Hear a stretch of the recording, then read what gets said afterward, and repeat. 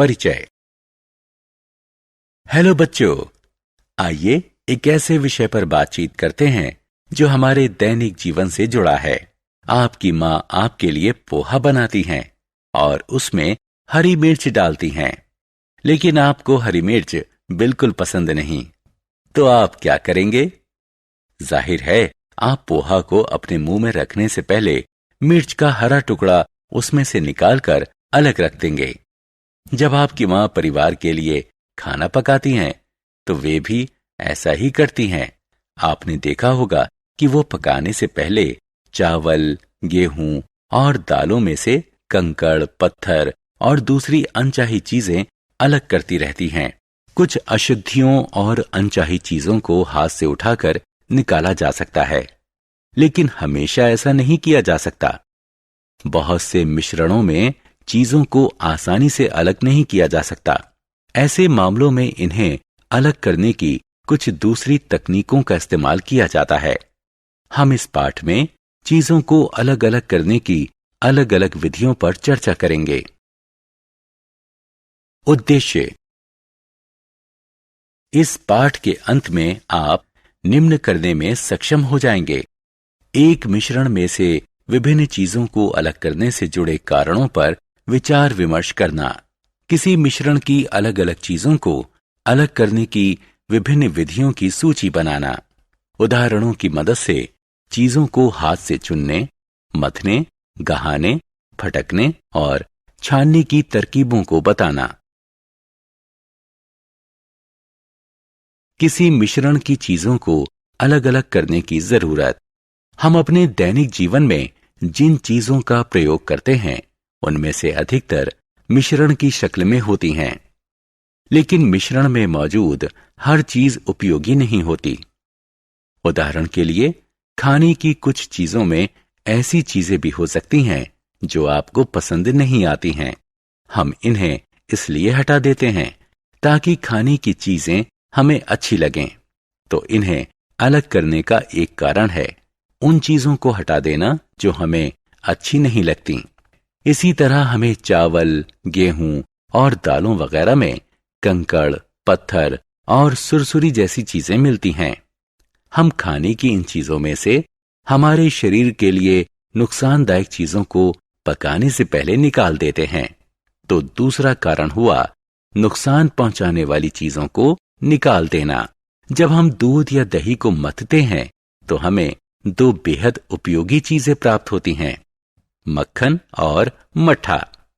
तो किसी मिश्रण में मौजूद चीजों को अलग अलग करने का तीसरा कारण है शुद्ध और उपयोगी चीजों को प्राप्त करना।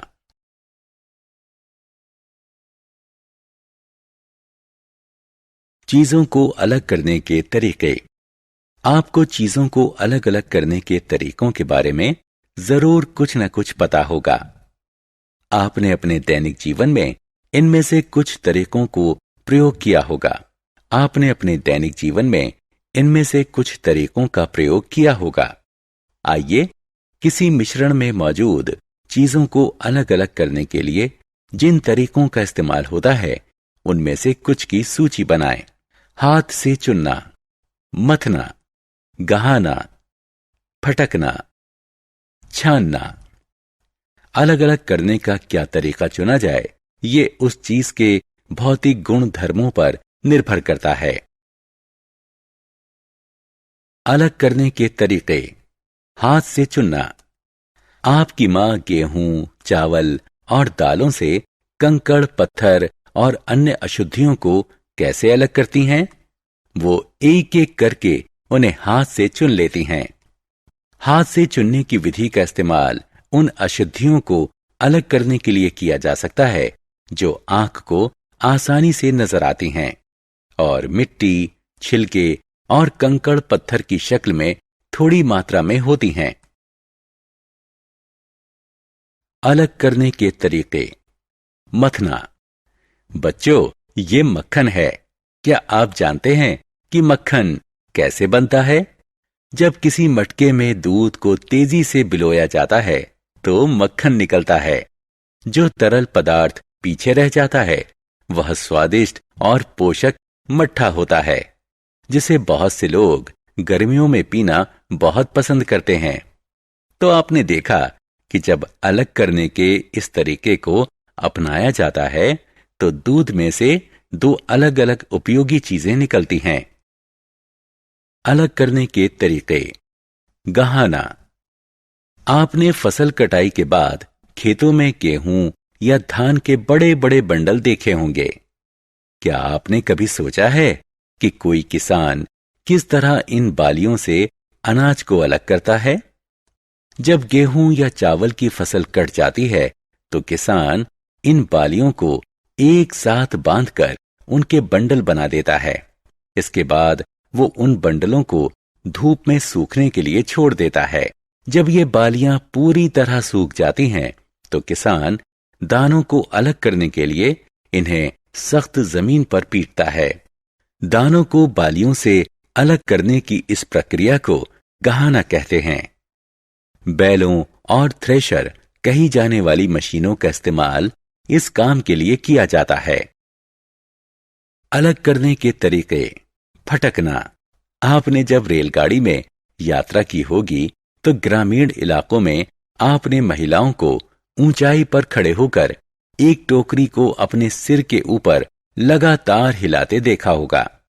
ये महिलाएं हवा की मदद लेकर अनाज से छिलके और अन्य हल्की अशुद्धियों को दूर करती हैं। अनाज क्योंकि भारी होता है इसलिए वह एक ढेर में जमीन पर गिरता जाता है।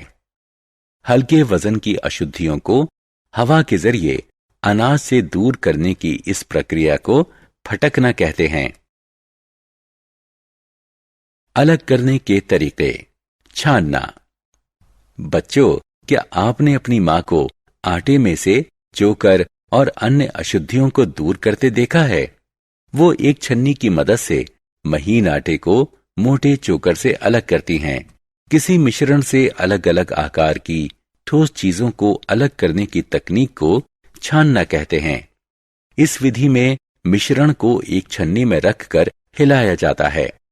छोटे कण छन्नी के छेदों में से नीचे रखे बर्तन में गिर जाते हैं और इस प्रकार बड़े कण छन्नी में ही बचे रह जाते हैं। सारांश। आइए हमने जो कुछ सीखा है उसे संक्षेप में दोहराएं।